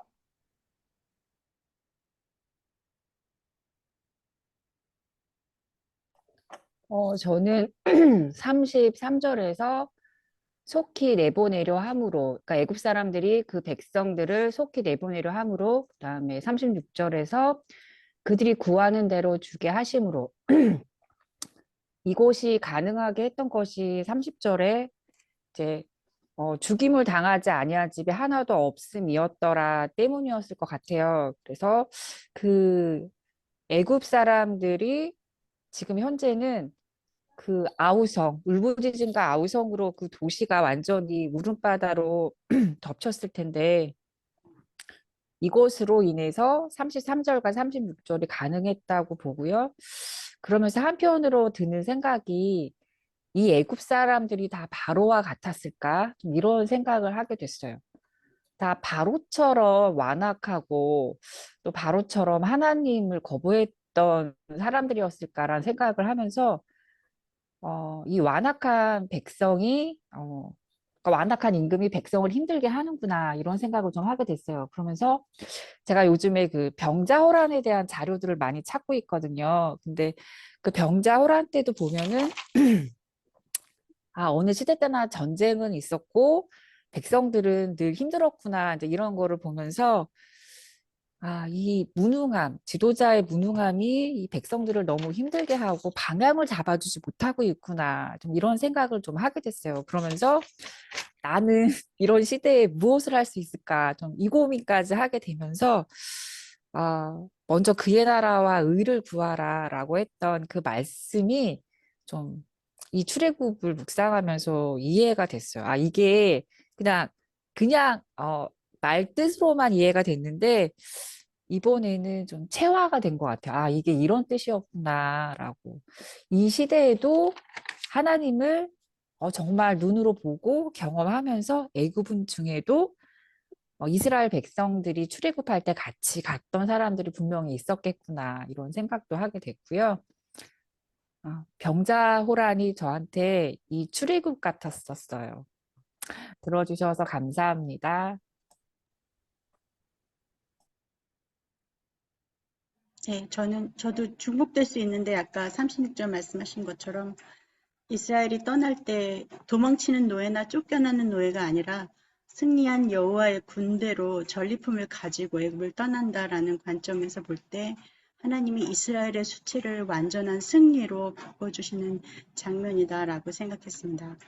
그리고 38절에 수많은 잡족이라는 부분에서 몇 사람이 섞인 게 아니라 수많은 잡족, 굉장히 많은 인원이 나왔었고 또 그들은 48절에 보니까 할례 예식을 통해서 이스라엘 공동체에 포함될 수 있게 하나님이 공식적으로 명하신 상태여서 이스라엘은 그 순수혈통을 강조하는 폐쇄 집단이 아니었다라는 걸 다시 생각했고 하나님의 법 안에 들어오는 자들에게 열려 있었다라는 것을 생각하게 됐습니다. 들어주셔서 감사합니다. 예, 이제 이스라엘의 이제 처음 그 출애굽의 출발이 결국은 이제 열린 공동체로 시작을 했다는 것인데, 사실 이제 하나님께서 우박재앙을 내릴 때 보면 우박재앙이 그 앞에 재앙들은 사람을 괴롭게는 했지만 죽이지는 않았거든요. 근데 우박재앙부터 이제 아주 무시무시하게 되는데 그 우박재앙이 묘사가 10재앙 중에서 이제 가장 제일 길게 묘사가 되어 있습니다. 그런데 그 우박재앙에서 이제 특이한 것 중에 또 하나가 뭐냐면 하나님께서 집 안에 들어가면 우박을 안 맞는데 집 밖에는 다 맞는다 이렇게 했거든요. 그래서 애굽 사람들의 일부는 하나님을 두려워해서 하나님 말씀을 두려워해서 가축도 또 자기 종들도 집 안으로 집어넣고 그래서 살아나는 그런 케이스가 있는 거죠. 다시 말해서 어떤 영역에는 하나님 은혜가 있다. 그리고 고센 땅도 마찬가지고 그래서 이제 그 사람들이 같이 나오지 않았을까 이런 생각을 하게 되죠. 그러다 보니까 이제 이게 잡족이라는 게 애굽인은 당연히 포함될 거라고 그렇게 보여지고 표현이 잡족이라 그랬는데 결국 이제 이방인이죠. 여러 민족들이죠. 어쨌든 중요한 것은 이게 구원은 열린 공동체이다. 그게 제일 중요한 것 같습니다. 그리고 아까 박문재 장로님께서 430년 이야기를 하셨는데 뭐 여기에 대해서는 사실 답은 없지만 지금 12장 41절을 비롯해서 대부분의 기록이 430년으로 나오죠. 430년 나오는데 창세기 15장에서는 400년으로 나옵니다. 30년 어디 갔지?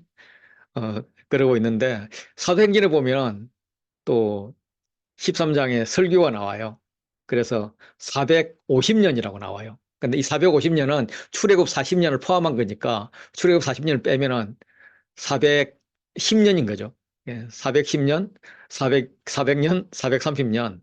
뭐 그때의 숫자니까 우리가 뭐 정확하게 이런 거는 안 하니까 그냥 넘어가도 된다 이러는데 이 숫자에 대해서 의미가 있지 않을까? 굳이 430년을 표현한 건 뭐 이런 생각들을 하는 분들이 있는 것 같습니다. 그래서 이것을 언약계의 언약계를 이제 다윗 성에 갖다 놓은 시간이다. 뭐 이렇게 출애굽 위에 그렇게 그 시간도 430년이다. 그래서 의미가 있다. 이런 표현을 써요. 그래서 출애굽을 하고 나서 그리고 그 언약궤를 다윗 성전에 갖다 놓을 때까지가 430년이라는 거죠. 사사시대 410년하고 기란 여름에 있었던 20년 이렇게 이제 포함을 하면 430년이라는 거죠. 그리고 성전 건축 후에 유대 왕들의 횟수를 더하면 그것도 430년쯤 나오는 것 같습니다. 그리고 성전 파괴 후에 다시 성전을 재건할 때까지 기간이 또 430년으로 이렇게 봐요. 그래서 이런 거랑 같은 이제 그들에게는 430년이라는 게 큰 의미가 있지 않나 이렇게 보고 또 재미있는 것은 다니엘서에 보면 1290, 물론 이건 연약 1이지만 1290이라는 숫자가 나와요. 예. 여기서 이제 이런 보통 뭐 년으로 많이 해석을 하는데 어쨌든 1290이라 나오는데 이 1290이 조금 전에 제가 말씀드렸던 출애굽 이후에 다윗 성전까지 430, 그 이후부터 유대 왕들의 횟수 430, 그리고 포로로 끌려갔다가 다시 와서 성전을 지을 때까지 430, 이렇게 다 보태면 그게 1290이다. 그래서 이것들이 의미가 있다. 예, 뭐 이렇게 하는데 아직 숫자는 아직 다 밝혀지지 않았어요. 실제로 60만, 장정 60만이 나갔고 그러면 다 합해서 뭐 200만이다, 300만이다 이렇게 이야기를 하는데 그 숫자가 과연 현실성이 있을까 할 때에 그 숫자가 다른 의미가 있을 것 같다. 뭐 군대에 다닐 것도 같다. 뭐 이런 식으로 표현을 하면서 숫자에 대해서 학자들이 연구하고 있는데 아마 조만간 답이 나올 거라고 송비행 교수님께서 10년 전에 말씀하셨는데 한 20년 전에 말씀하셨는데 아직도 말씀을 안 하는 거로 답이 안 나오는 거 봐서는 지금도 계속 연구 중인 것 같습니다. 논의 중인 것 같습니다. 그래서 이런 숫자에 대해서는 뭔가 자기들 이스라엘 나름대로 의미가 있을 것 같아요. 42절 보면 우리 성경으로는 이 밤은 그들을 애굽 땅에서 인도의 힘으로 말미암아 여호와 앞에 지킬 것이니 뭐 요 정도로 표현을 했는데 요게 이제 제대로 개역 개정이 표현을 잘 못하고 있다는 거죠. 실제로 표현은 하나님께서 밤을 새우면서 지켰다는 거예요. 그래서 요 아랫게 그 세번역인데 세번역이나 공동번역을 보면 주님께서 이집트 땅에서 이끌어내시려고 밤을 새우면서 지켜주셨으므로 그 밤은 주님의 밤이 되었고 이스라엘 자손이 대대로 밤을 새워 지켜야 하는 밤이 되었다. 이렇게 표현을 합니다. 그래서 밤새 지켜주시는 하나님, 이걸 보시면 좋겠다 싶습니다. 그리고 이제 유월절 제사 부분으로 넘어오면 어쨌든 거류인이나 타고 품꾼은 먹지 못하지만은 사람이 구원의 길은 열려 있다. 각 사람이 돈으로 산 종은 할례를 받은 후에 먹을 수 있다라고 이야기를 합니다. 그래서 여전히 열려 있는 구원 공동체를 이야기하고 그리고 이제 먹을 때 뼈를 꺾지 말라고 합니다. 왜 하려고 했는지 모르지만은 어쨌든 예수님께서 돌아가셨을 때에 군인이 원래는 십자가에 죽은 것을 이제 다리를 꺾는데 이미 죽은 것을 보고 다리를 꺾지 않았다 하는 이거랑 연결된다. 예, 이렇게 표현을 하죠. 그래서 함께 그려는 타국인이 여호와 유월절을 지키고자 하거든 구원의 길이 열려 있으니까 지켜도 돼. 지키려면 할례를 받아야 돼. 그리고 이런 법은 본토인이든 이방인이든 다 똑같이 적용되는 거야. 예, 그래서 이스라엘 자손들이 유월절을 이렇게 지켰다라는 것이 이제 12장의 마지막 절입니다.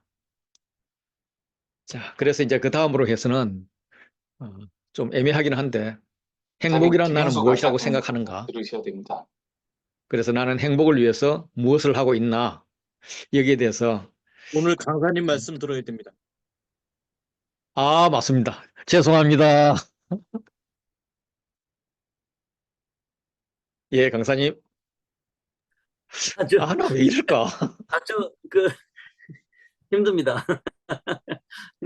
저는 12장에 여호와의 밤, 여호와의 유월절, 여호와의 군대락 하는 말이 자꾸 나오는 거 보니까 전반적으로 하나님의 그 계획하심과 하나님의 주권과 하나님의 그 의도가 다 포함됐다는 그런 이제 의미를 조금 들었고, 저도 이번에 공부하면서 뼈를 꺾지 않는 것이 이제 예수님 관련하는 걸 보고 놀랐습니다. 예, 들어주셔서 감사합니다.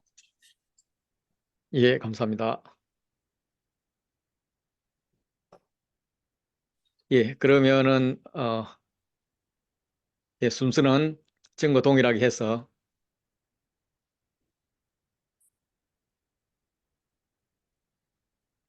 자, 나는 행복을 뭐라고 생각하는가? 나는 행복하기 위해서 무엇을 지금 하고 있는가? 예, 나누겠습니다. 예, 행복이란 무엇인가? 행복은 저는 절대적으로 그 본인에게 있는 것이라고 생각합니다. 제가 지금까지도 아내에게 가끔 타박을 듣는 단어가 있습니다. 왜냐하면 제가 결혼하기 전에 나는 당신을 행복하게 해줄 수 없어. 왜냐하면 행복은 자기 자신이 느끼는 것이기 때문이야 라고 표현을 했었거든요. 그래서 그때 당시에 이게 행복에 대해서 제가 정의했던 것은 행복은 내가 느끼는 것. 아무리 내가 고통스럽고 어려운 일이 닥치고 그렇더라도 내가 그 부분을 행복하게 느끼면 내가 행복한 것이고, 내게 아무리 많은 것이 주어지고 내게 풍요롭고 모든 조건이 완벽하게 갖추어져 있어도 내가 만족하지 못할 때는 행복하지 못한 것이다라고 저는 생각을 했었고, 또 그 생각은 지금도 크게 변하지는 않는 것 같습니다. 그래서 이 행복하기 위해서는 가질 수 없는 것에 대한 욕심을 버리고 가진 것을 어, 즐길 때 비로소 본인에게 그 행복을 발견하게 되지 않을까, 그런 생각이 들고, 그런 면에서 저는 지금까지 살아오는 인생 속에서 언제나 그냥 행복한 삶을 살아오지 않았나, 그렇게 생각을 하고, 그래서 저는 주님 앞에서 그냥 행복한 사람입니다. 그리고 나는 행복하기 위해서 무엇을 하고 있나? 아, 정말 그 부분은 내가 하고 싶은 일을 거의 모든 거 다 해보면서 살고 있지 않나, 그렇게 생각을 하고요. 특히 지금 한 1년 넘게 이제 로이맵 또 HDBS 통해서 이렇게 하나님 말씀 배우면서 정말 그전에 느끼지 못했던 성경 말씀이 이렇게 재밌는 말씀이기도 하구나. 특히 이번 또 출애굽기를 또 보면서 이제 몇 주 안 되는 동안에 지금 벌써 12장까지 와서 이제 한 3분의 1 정도를 지나오는데, 출애굽도 이렇게 또 재밌는 내용이기도 하고, 그런 부분들을 느끼면서 역시 내가 만족하는 삶을 살아야 되겠구나, 그런 느낌을 가지고 있습니다. 들어주셔서 감사합니다.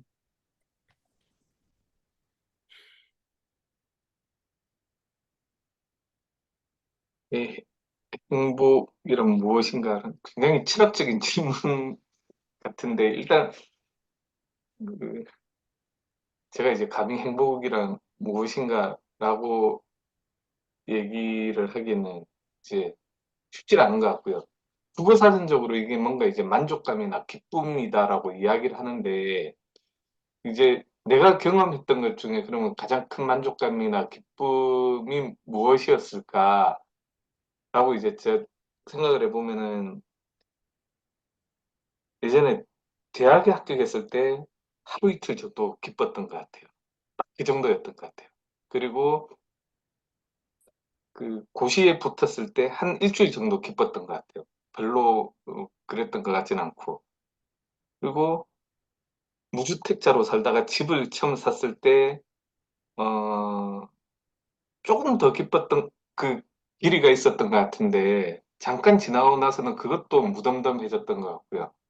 그러니까 어떤 세상에서 말하는 어떠한 성공이나 막 그런 것들이 그 잠깐의 어떤 만족감, 기쁨을 줄 수는 있지만 그건 아닌 것 같다. 이제 그 사람들이 결국에 지금의 사람들이 굉장히 이제 그 돈을 벌기 위해서 죽자 사자, 재테크니 뭐니 하는 그런 것들이 그 사람들이 과연 그러면 그 자기가 목표하는 그 수준에 도달했을 때 그 만족감이나 그 기쁨이 계속 유지가 될 수 있을까?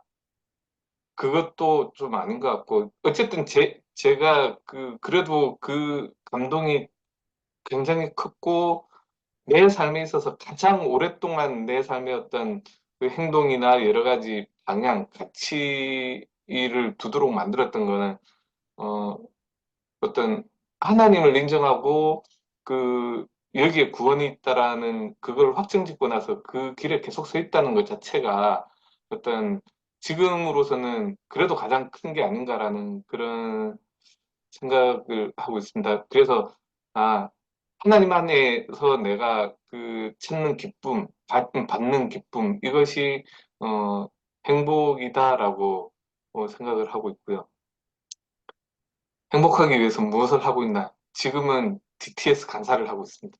제가 그전에는 오랫동안 이제 그 신앙생활을 하면서 제 요즘에 진짜 그걸 많이 느끼거든요. 그때 박문재 장로님 그 DTS 등록하시기 전에 제가 그때 이제 금요일 밤이었는데, 토요일 밤이었는데, 제가 그 대전에서 그 이게 이제 마치고 부산으로 내려가는 차 안에서 이제 전화를 받아가지고 한참 이제 통화를 하면서 제가 이런저런 말씀을 드렸는데 제가 지금도 그 생각을 하거든요. 우리 교회 사람들한테 계속 DTS를 받으라고 계속 권유를 하고 있는데 그 정말 어떤 지금까지 신앙생활을 해왔던 거는 그냥 정말 그냥 했던 것 같아요. 그냥 했다는 생각이 들고, DTS를 받으면서 느낀 게, 아, 이렇게 그래도 어떤 제자도라는 것들을 갖다가 고민하고, 이 길을 그래도 정리해서 알려주는 게 있구나, 라는 그런 이제, 꼭 삶의 어떤 한 번은, 이게 뭐, 물론, 이 지금 배우는 렉처나 이런 게 100% 그대로 영원할 수는 없겠지만, 어쨌든 지금으로서는 내 삶에 가장 적용해보고 싶은 어떤 그런 부분이다라고 생각을 하고요. 그래서 조금 더 익숙해지기 위해서 지금 DTS 강사를 아직은 하고 있습니다. 들어주셔서 감사합니다.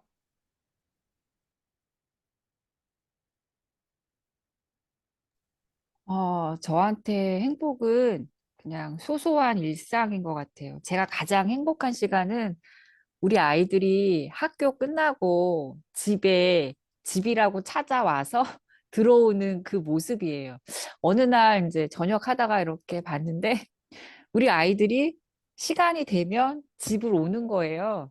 그게 당연한 게 아니라는 것을 어느 순간 깨닫게 되면서 아이들이 일과가 끝나고 집으로 오는 게 너무 행복하더라고요. 아, 얘네가 나를 부모로 인정하는구나. 얘네가 여기를 집이라고 인정을 하는구나. 이런 작은 것까지도 너무 감사한 거예요. 그래서 저는 아이들이 집에 올 때가 제일 행복해요. 그리고 행복하기 위해 무엇을 하고 있나?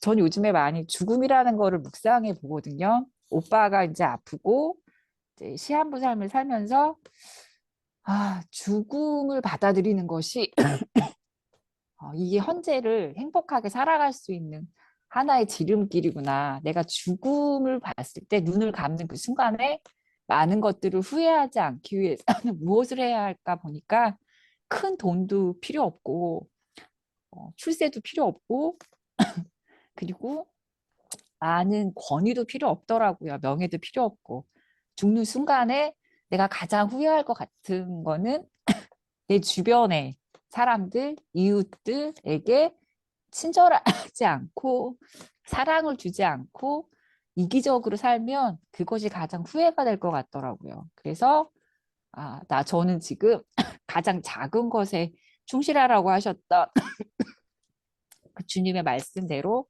내 작은 일에 충실하면서 소소하게 주변 사람들과 나누고 그냥 이해하고 그냥 그렇구나 들어주고 이렇게 나아가고 있어요. 그 로마서 그 지난번에 그게 이름을 좀 잊어버렸는데 로마서 12장을 했었잖아요. 지난번 성경 공부에서 했을 때 거기에서 나온 그 바울의 말 할 수 있거든. 주변 사람들과 더불어 행복하라. 그리고 악인을 저주하지 말고 그들을 위해 기도해주고 축복하라 했던 그 말씀이 가슴에 새겨지더라고요. 그래 내가 죽는 순간에 그들을 저주하고 축복하지 않으면 그것 또한 후회하겠구나. 그래서 진리 안에서 사랑 안에서 진리를 전하고 하나님 말씀대로 살아가는 것이 진짜 행복이겠구나라는 것을 우리 오빠가 아픔으로 인해서 좀 많이 깨달았던 시간인 것 같아요. 그래서 그냥 이렇게 매일매일 주어진 하루를 숨 쉬면서 살아가는 것이 행복이다. 그래서 작은 것에 감사하면서 보내고 있습니다. 들어주셔서 감사합니다. 저도 행복은 만족하는 상태라고 생각하고 충만한 상태. 이거면 충분해 하고 만족하면, 그러니까 나 이거 없어, 나 이거 더 있어야 해. 이렇게 하면 행복이 무너지는 것 같아요. 그래서 만족하는 상태가 행복이라고 생각하고 행복하기 위해서 뭘 하냐면 오늘 내가 할 수 있는 작은 성취가 뭔지 생각하고 그 일을 해서 작은 성취 이루면 그러니까 후회 없는 선택, 후회 없는 하루, 작은 성취 이게 만족을 주고 행복을 느끼는 것 같아요. 그래서 어떤 비교하는 마음이 들거나 불만이 생길 때 그 마음과 싸워야 제가 행복해지는 것 같아요. 어느 집에 어떤 아들이 어디 갔대 뭐 이런 거 있잖아요. 누구는 뭐를 한대 막 이런 것들 할 때 잘됐다 축하해 주지만 내가 그렇지 못한 것에 대해서 비교하기 시작하면 마음이 무너지니까 그게 아니라 하나님이 나에게 이걸 하게 하셨구나. 그리고 내가 오늘 이런 선택을 하는구나. 그리고 그것을 하나님이 기뻐하시는구나. 그렇게 하면 이제 행복해지는 것 같습니다. 들어주셔서 감사합니다. 예, 저는 뭐 같은 이야기 같은데 내가 하고 싶은 게 있는데 그걸 할 수 있는 자유가 있을 때 그때가 행복한 것 같아요. 어, 과거에는 하고 싶은 것들이 주로 경쟁해서 이기는 것이고 더 많은 욕심을 가지고 더 하는 것이었기 때문에 사실은 달성할 수가 없었죠. 그래서 다른 사람이 볼 때는 행복한데 제가 제 자신을 볼 때는 아주 불행했죠. 그거는 뭐 대학 다닐 때도 마찬가지였고 뭐 계속 그렇게 그랬던 것 같아요. 그런데 어느 날부턴가 이제 그 방향이 조금 달라지니까 어, 이제 사람이 소심해지는 것이 아니라 졸아드는 것이 아니라 욕심이 줄어들죠. 이제 다른 방향이 바뀌는 거죠. 내가 뭘 해야 할 건지 방향이 바뀌고 그 방향이 기본적으로 내 자신의 존재에 대해서부터 생각을 하고 내 그 존재가 생명이 있는 자가 그 생명이 지속될 수 있을 것이다. 물론 육체적 죽음이 있더라도 그 이후에도 지속될 수 있는 영원한 생명이 있다. 이제 그 상태를 이제 유지할 수 있다는 게 행복이 아닐까 그런 생각을 합니다. 그래서 요즘의 행복은 그냥 컴퓨터 앞에서 한쪽에 성경책 펴놓고 한쪽에서 이렇게 자료 만들면서 팔목이 아프다. 마우스를 좀 더 잘 만들 수 없나 이런 생각을 하면서 이렇게 시간을 보내는 것이 가장 행복입니다. 예, 감사하고요. 예, 오늘 강사님, 예, 저 행복을 집대성해 주십시오. 진짜 다양한 명답을 끝까지 들을 수 있어서 행복했습니다. 저도 요즘 이제 생각이 참 일반적인 사람은 이제 방향이 자기한테 있는데 성경은 이제 밖으로 나간다 하는 거. 이제 뭐 가장 작은 자 중에 한 사람이 한 것이 나한테 한 거라서 그분들한테 이제 그 하나님이 준비한 나라를 얻고 창세 전에 그 축복을 얻는다 하는 그 말을 그것도 들었고, 저는 오늘 강사로서 말하는 것이 아니라 그 내가 아무리 나를 행복하게 생각해도 그거는 불완전한데, 하나님이 나를 이제 만드셨기 때문에 그 하나님께서 10가지 기적을 일으켜서라도 행복하게 만들어 주려고 노력하는 그 모습을 오늘 보면서, 결국은 이제 말은 다양한 것 같습니다. 제 생각에는 행복이다, 성공이다, 뭐 이렇지만은 결국은 이제 우리가 안식을 누리는 거, 그게 하나님이 안식을 주려고 이렇게 노력하신 것을 우리가 제대로 알고 누리고 이제 이렇게 남한테 영향력을 주는 거라는 그 강사로서의 말이 아니라 제가 생각하고 있는 거라서, 늘 나는 행복하고 싶지만은 부인이라든지 주위에 많은 행복하지 않게 하는 여러 가지 요소들을 어떻게 해석하느냐는 성경을 통해서 수많은 이제 지혜를 얻고 해석하게 되면은 감사하게 되고 고맙고, 그렇기 때문에 결국은 잘못 생각하는지는 몰라도 하나님이 주시고자 하는 안식은 하나님 나라와도 같고 천국과도 같고, 그게 하나님의 그 통치 안에 하나님 뜻대로 살아가는 그 축복이 우리가 지금 누리고 있고, 그 축복을 주려고 10가지 재앙과 기적이 있는 것이라는 생각을 가져서 저는 이번에 자료 준비하면서도 감사했고, 우리 사랑하는 우리 르맵 야간반 그 행복에 대한 여러 가지 말하는 것을 저도 하나하나 요소서 생각하면서 그 너무 감명을 받았고 좀 그런 마음을 나누었습니다. 들어주셔서 감사합니다.